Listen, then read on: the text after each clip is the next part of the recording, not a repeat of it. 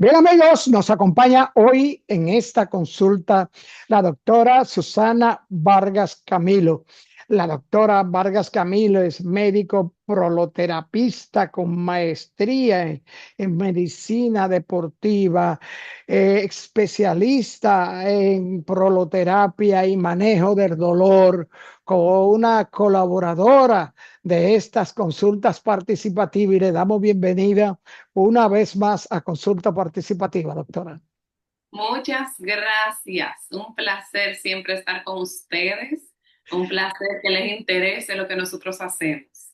Sí, sí, doctora, el placer de nosotros, porque sabemos que la orientación que usted va a llevar a los amigos de consulta participativa es una orientación que es una necesidad que los amigos televidentes tengan un concepto claro y la escuchen y la sigan. Doctora, vamos a iniciar con una pregunta sencilla. Doctora, ¿qué es el dolor? El dolor es realmente una respuesta del organismo de que algo no está funcionando bien. El dolor es una alerta de que tenemos que prestar atención a algo que no está en equilibrio. Hay muchos tipos de dolor. Hay muchas razones por las que puede algo doler y por lo tanto no hay que dejarlo pasar. El cuerpo nos alerta y por lo tanto tenemos que investigar qué está pasando, por qué molesta, qué duele. Sí, doctora, porque el dolor, bueno, me duele aquí, me duele acá, siento un dolor aquí, pero el dolor tiene unos síntomas y unos efectos emocionales que realmente se constituyen a veces en insoportables. ¿Cuáles son estos síntomas? ¿Cómo se manifiestan estos síntomas del dolor? Tenemos que saber que en el momento que estamos presentando algo que nos impide hacer nuestra rutina natural, como levantarnos, cepillarnos los dientes, ponernos los zapatos, manejar, comer, desde el momento en que algo está viendo que no puede tener el ritmo natural, tenemos que prestar atención porque estamos frenando y estamos entonces buscando vías auxiliares para poder realizar algún tipo de movimiento o algún tipo de rutina que normalmente hacíamos con facilidad. Entonces, esos son signos de llamada de atención que nosotros tenemos que buscar la causa. Doctora, ¿cómo se clasifica el dolor? Hay muchos tipos de dolor. Yo he Claro. oído la expresión, yo tengo dolor visceral que no aguanto. ¿Cómo se clasifica el dolor? El dolor se puede clasificar de muchas formas según el tiempo que tiene. Por ejemplo, un dolor agudo, un dolor que ha aparecido desde el inicio hasta unos 3, 4 semanas. Estamos hablando de un dolor agudo. Tenemos un dolor crónico, esos pacientes que hablan que tienen más de 3, 4 meses con intensidad de molestia que no mejora. Pero tenemos también dolores diferentes. Tenemos un dolor músculo esquelético o articular, que es el que responde al dolor de lo que normalmente le llaman coyunturas. Nosotros decimos articulación. Entonces, tenemos dolor también. Viscerales, como bien usted decía, eso es refiriéndose a órganos, refiriéndose a abdomen o refiriéndose a pelvis. Entonces, dependiendo de cómo sea el dolor, lo vamos a ir clasificando. Cuando se dice que es un dolor crónico. Esas personas que tienen mucho tiempo, más de 3 meses, ya consideramos un dolor crónico. Hemos visto, algunas veces pensaban que la concepción de crónico se debía a la edad del paciente. Hay un paciente que tiene muchos años, un dolor crónico. No, no, no. Yo he visto pacientes de 12 años que te mencionan que tienen ya más de un año con dolor. Y eso es un dolor crónico, aunque sea un paciente joven. Doctora, síndrome del dolor regional complejo. Esa frase dolor regional complejo, esto no indica que ese tipo de dolor, ese síndrome hace que las personas parezcan un dolor imposible o cuasi imposible de tratar. Asimismo, ese síndrome regional complejo es visto por múltiples ramas de la medicina. En ellos incluso intervienen hasta no solo neurología, hay veces que es cirugía, hay veces que es reumatología, ortopedia, rehabilitación. Es realmente un tipo de dolor que ataca de manera aguda, ataca una extremidad, se inflama esa extremidad y el paciente no tiene un porqué. Hay que investigar qué es lo que está pasando, por qué esa zona está molestando. Y a partir de ahí, entonces, en un trabajo multidisciplinario, ayudar al paciente. Y este dolor, este síndrome del dolor complejo, doctora, puede conducir este dolor o ser el aviso de males mayores con respecto de la movilidad, el estado físico, hasta la parálisis. Lo que pasa es que ese síndrome normalmente viene después de una lesión o de una cirugía o de un evento isquémico transitorio. Entonces, sí puede desarrollarse y darnos complejidad en las consecuencias, claro que sí, pero todo el paciente que tiene afección por dolor va a tener, bien como usted dice, un cambio en el temperamento, un cambio de humor, un cambio, incluso pacientes que muchas veces tenemos que referir a psiquiatría porque empiezan a desarrollar un poco de depresión, pacientes que tenemos que referir a terapia con psicólogos, porque el dolor empieza a ser parte de su día a día. Entonces ellos se ven afectados en sus compromisos sociales, sus compromisos laborales, en ejercer en la casa, los roles que estaban anteriormente destinados porque tienen mucho dolor y se van, esa inactividad me va afectando el lado emotivo y emocional del paciente. Doctora, el dolor en sentido general, usted nos ha explicado, claro, y esto del síndrome, pero ¿y el dolor músculo esquelético, doctora? Ese es fuerte de nosotros. Realmente todo lo que tiene que ver con dolor en ligamento, en tendón, el dolor de hernia, todo eso quiere hablar de que el ligamento o la estructura que sostiene esa articulación se está inflamando. Entonces tenemos que averiguar por qué se está inflamando, cómo está el paciente, qué tan simétrico está, qué tanto ejercicio o qué tanto reposo está llevando a cabo, cómo está haciendo su vida laboral, si es bastante sedentaria, sentado, o es una vida muy activa y muy irregular. Entonces, el dolor musculoesquelético hace referencia a todo dolor que un paciente pueda tener en una articulación, donde está unido un hueso con otro hueso, se llama articulación, que lo tenemos desde los dedos de la mano, las vértebras que nos sostienen el cuello, lo tenemos en los pies, en los tobillos, la rodilla, todo eso puede ser dolor musculoesquelético.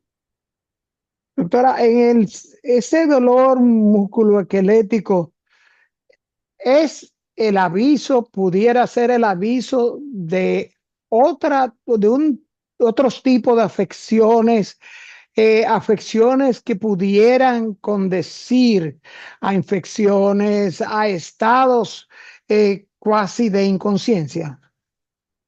Esos tipos de dolor pueden ser alerta para decirnos que incluso hay que visitar hasta reumatología, de que el cuerpo se está inflamando de manera autoinmune y por lo tanto tenemos que investigar si el dolor fue por un trauma, si el dolor apareció de la noche a la mañana, si el dolor que vino con inflamación o que viene reteniendo líquido y estamos desarrollando una artritis gotosa, por ejemplo, en un paciente, o estamos de repente frente a un esguince porque el paciente se dobló el tobillo el día anterior. O sea, claro que sí, el dolor musculoesquelético puede ser la antesala a poder diagnosticar a un paciente de algo que se esté escondiendo. Y en este síndrome del dolor regional complejo, Sí. este síndrome pudiera influir o tener que ver hasta con el asunto del crecimiento en un niño, por ejemplo. Pudiera ser, aunque no es lo más común que podemos ver, normalmente se debe a eso. El paciente tuvo una lesión, un trauma fuerte, pudiera ser que esto pudiera hablarnos de algún tipo de afecciones a nivel de que ¿Cómo, hay que investigar, ajá. cómo se trata el síndrome del dolor regional complejo? Lo primero que hay que hacer es diagnosticarlo, ver qué le está pasando al paciente, porque es un dolor intenso que no se corresponde con lo que estamos viendo en imagen. Intenso y no se corresponde con la probable causa. Entonces, para ese abordaje, verdaderamente tiene que ser un tipo de abordaje con neurología, con rehabilitación, con terapia física.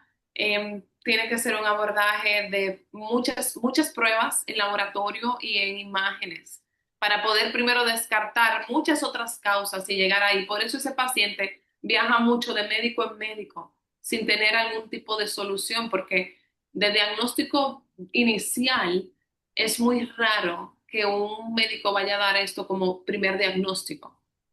Normalmente viene ya por descartes, luego de haber hecho una buena historia clínica y abundantes exámenes. Entonces, para el abordaje de tratamiento, tiene que ser obligatoriamente con un equipo multidisciplinario, trabajando con herramientas incluso a nivel neuropático. Este síndrome regional complejo, doctora, yéndonos a una de sus especialidades, el asunto de la medicina deportiva, pudiera ser que obligue o conduzca a un deportista al abandono de la disciplina que practica. Sí, claro, claro que sí. Luego de una lesión grave que el paciente vemos que no responde a tratamiento y finalmente podemos diagnosticar con este síndrome, la verdad es que el paciente puede sentirse en que ya encaminar su carrera como atleta tiene que ir por otro camino y puede abandonar sus sueños de ser algún atleta a nivel profesional o de continuar a nivel profesional. Claro que sí. Por eso hay mucho apoyo de parte del área emocional en este tipo de pacientes. Amerita este síndrome del dolor regional complejo tratamientos invasivos, procedimientos invasivos. Depende, muchas veces estos pacientes se pueden beneficiar de bloqueos neuropáticos en el área y pudieran mejorar bastante, pero la verdad que son pacientes para ir tomándolo al dedillo y el día a día. Hay que ir viendo lo que a uno le funciona, no necesariamente le va a funcionar a lo otro. Hay veces que el paciente puede mejorar simplemente con analgesia en el área, ¿eh? Una buena analgesia y puede mejorar. Hay veces que hay que intervenir de manera más, vamos a ponerlo así, más profunda y hacer bloqueos en la zona donde molesta para ir durmiendo un poquito mejor los nervios y así el paciente no sentir esa, porque es un dolor exagerado para lo que uno está viendo en imagen o para la historia del por qué el paciente tiene ese tipo de dolor. Y pudiera hacer esto, doctora.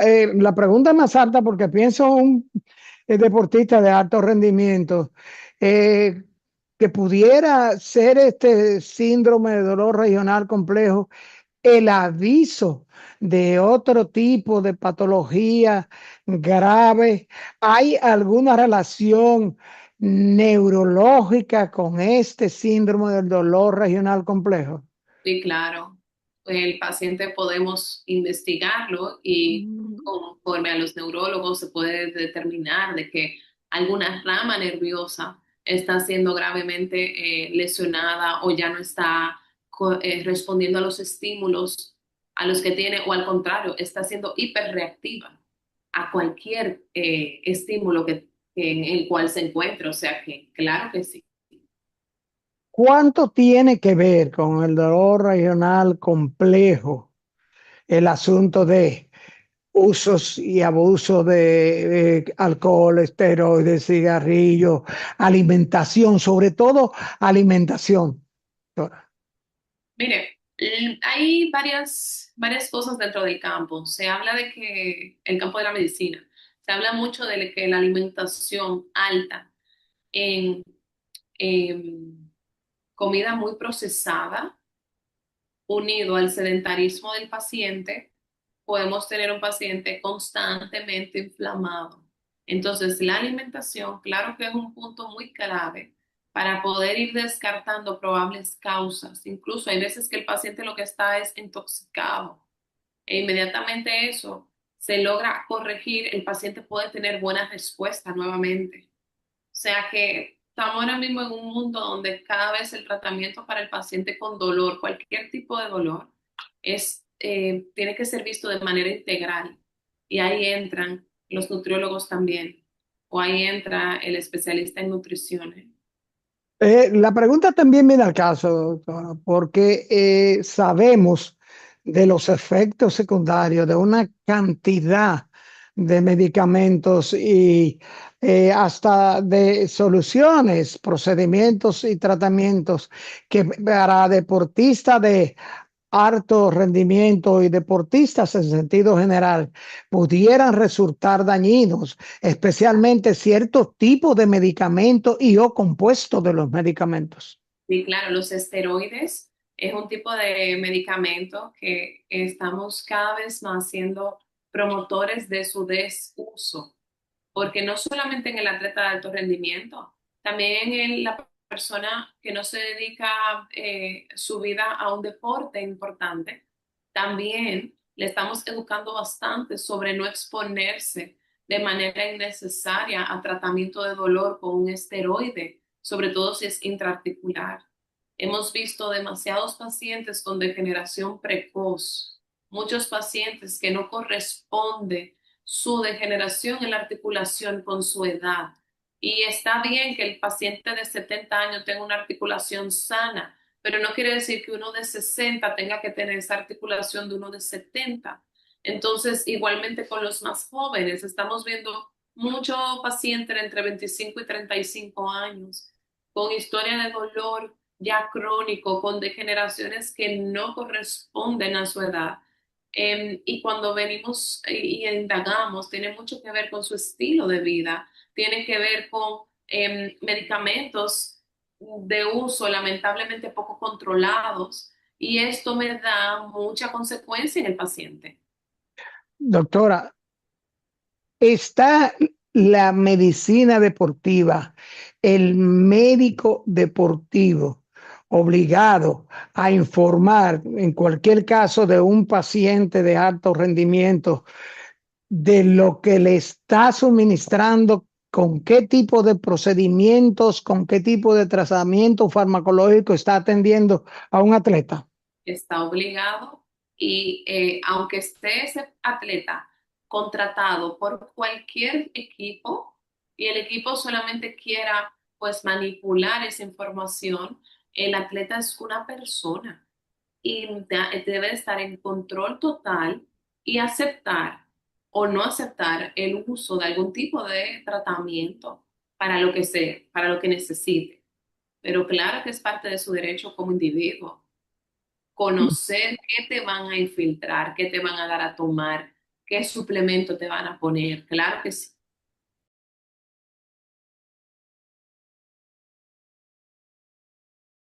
Doctora, hemos hablado del dolor regional, el síndrome del dolor regional complejo, el dolor musculoesquelético. Pero hay un tema que el deportista, las personas en sentido general, mayormente los hombres, tienen muy pendiente el asunto de la masa muscular, de la fuerza, el problema de los brazos de águila, de Ah, sí. murciélago, la sarcopenia, doctora. ¿Qué es la sarcopenia hablando en sentido general con respecto de la medicina y de los seres humanos en sentido general? Mire, la sarcopenia es una enfermedad progresiva de degeneración del tejido magro, o sea, de la masa muscular del paciente. Está caracterizado porque gradualmente se va perdiendo ese tono muscular que en años anteriores los pacientes tenían. Hay algo de fisiología detrás de esto.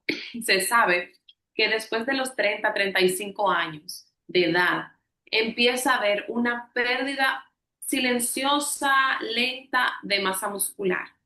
Pero posterior, cuando el paciente va entrando en una etapa de en mujeres perimenopausia, menopausia, los hombres con su andropausia, sabemos que en un periodo entre 48 y 55 años esto se acelera. Y si no hacemos nada como actividad física, entrenamiento de pesas, aunque sea de bajo grado, caminatas, sabemos que el paciente, conforme siga perdiendo masa muscular, entonces puede entrar en un diagnóstico de sarcopenia. Y lo que me hace el paciente es estar tan débil que cosas de su rutina como levantarse de una silla, acostarse en una cama, le va a costar bastante. Y puede ser tan frágil que entonces se me caiga con mucha facilidad y posteriormente fracturas y bueno, otro tipo de consecuencias. Pero a grosso modo, la sarcopenia habla de una enfermedad progresiva de degeneración del tejido muscular. ¿Qué puede causar la sarcopenia? Usted mencionó de 30 a 35 años en adelante, adultos mayores, Dice envejecientes. envejecimiento, ¿Qué sí, puede, qué puede ocasionar en sí la sarcopenia? ¿Pueden patologías sí, periféricas causar sarcopenia? sí, claro, pacientes con incluso sedentarismo prolongado, nutrición deficiente pueden ser causantes de esto, enfermedades crónicas de cualquier tipo, porque tenemos un paciente que se encama por mucho tiempo igualmente o tiene pobre actividad física. Todas esas pueden ser probables causas de un paciente desarrollarme sarcopenia. La sarcopenia puede conducir o tiene relación con la fragilidad ósea. Sí, claro. Incluso, Explíqueme. incluso hay un diagnóstico que son los pacientes que son sarcopénicos y osteoporóticos. Se llama sarcosporosis incluso internacionalmente. Y en este término lo que vemos es el paciente que tiene debilidad muscular, fragilidad muscular, pero también tiene densidad mineral ósea baja o muy baja. Y tenemos un paciente que como no tiene suficiente masa magra, entonces puede ser con mucha facilidad fracturarse cualquier tipo de hueso.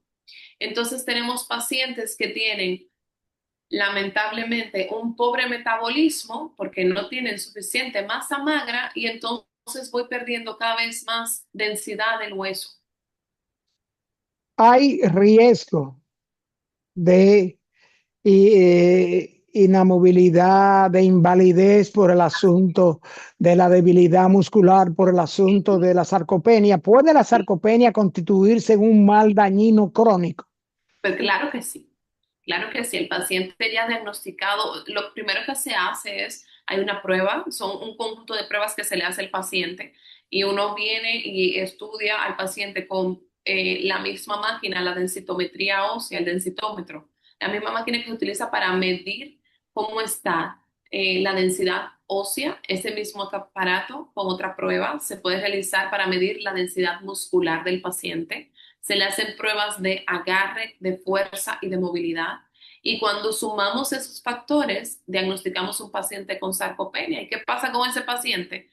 Que le va a costar caminar, un paciente que le cuesta y tiene dificultad para pararse, ponerse de pie, un paciente que como está, ha perdido tanta masa muscular, hasta sentarse en una silla que no tenga suficiente soporte, le va a molestar o le va a doler o le va a traer algún tipo de consecuencia.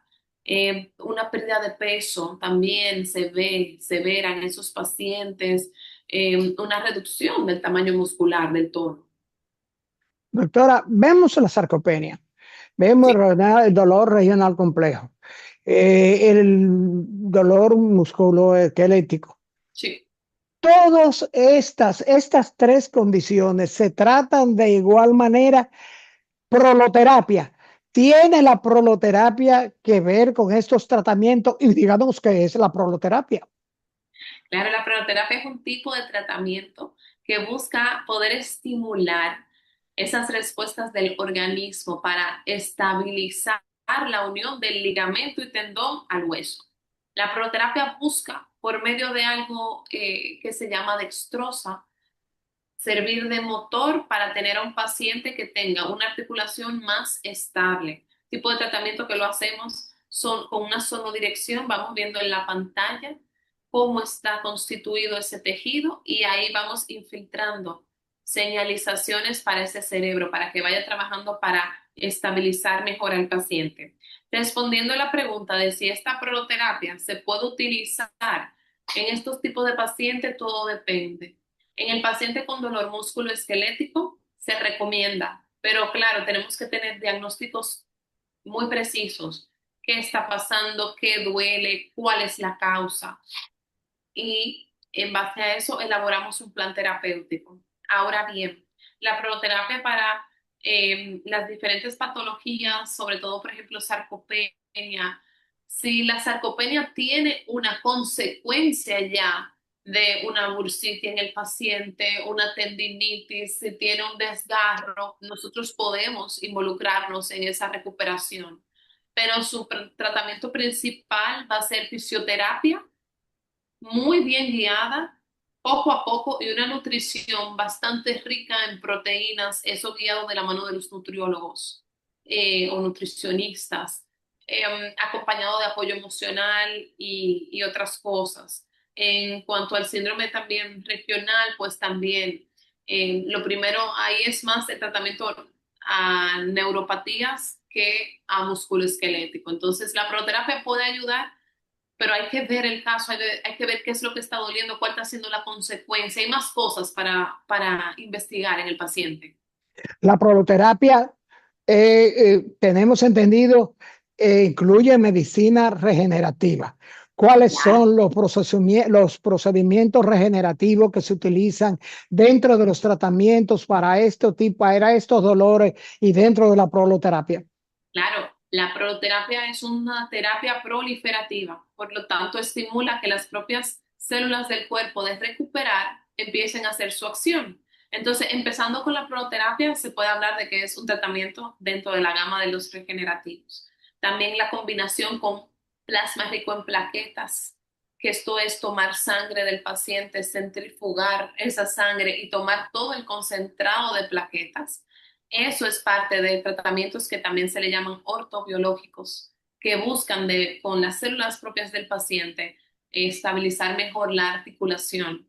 También están tipo de tratamiento con hasta célula madre, sobre todo de la médula ósea del paciente, cuando hablamos de articulación.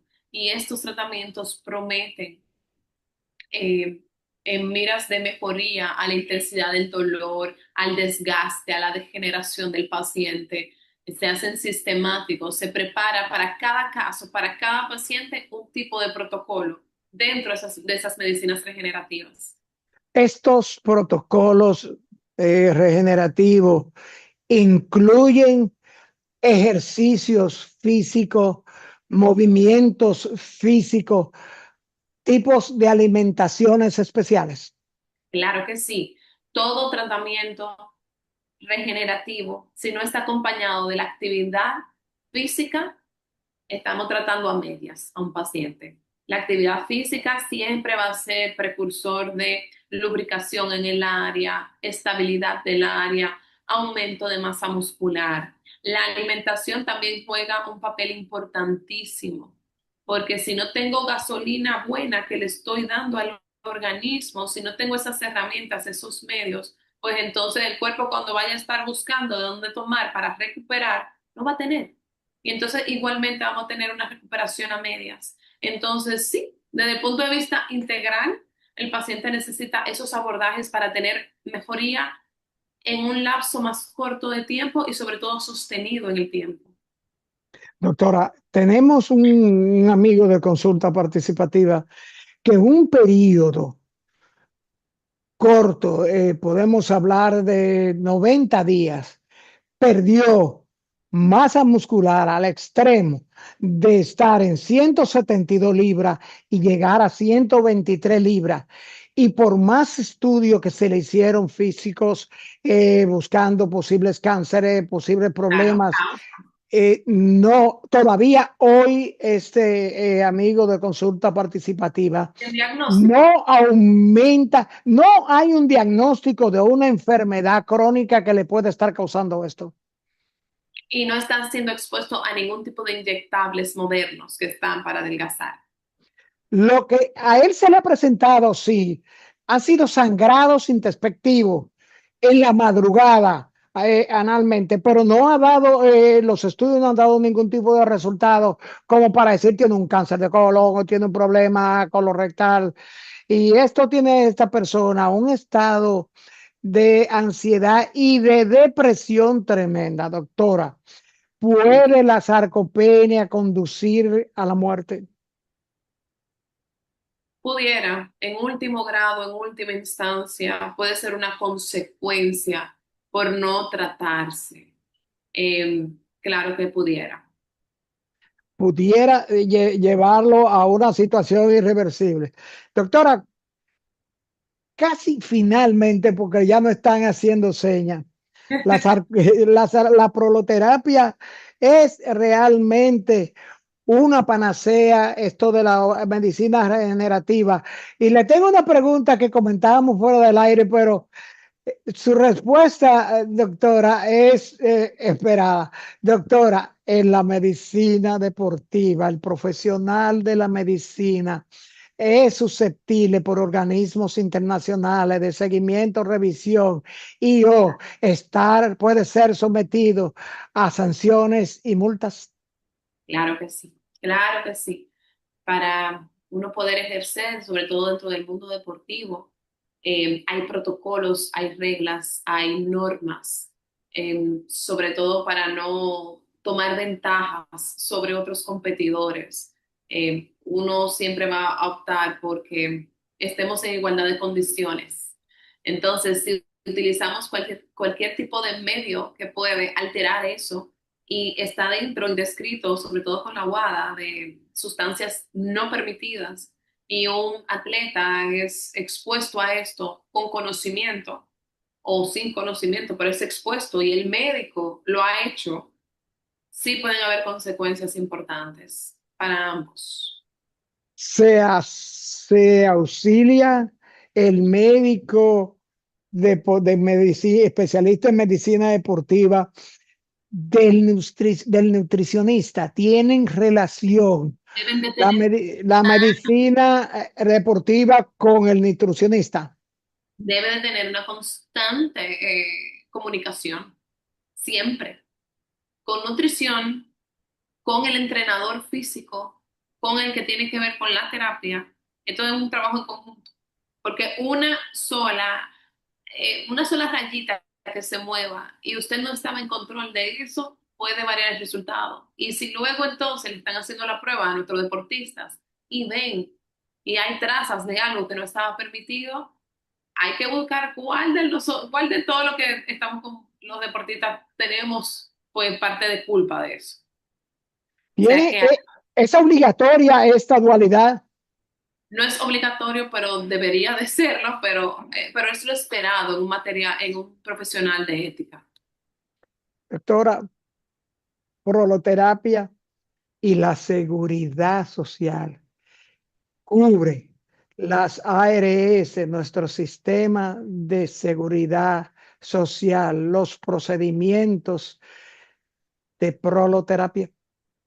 Realmente hasta la fecha no, pero hay varios aseguradoras de alto nivel que hacen unos programas de reembolso por, eh, por tratamientos realizados a los pacientes, pero todavía después de 12 años que tenemos, seguimos echando la pelea a ver si pudiera haber alguna brecha en ser más de mejor acceso y fácil acceso pues, a todo el público que lo necesite.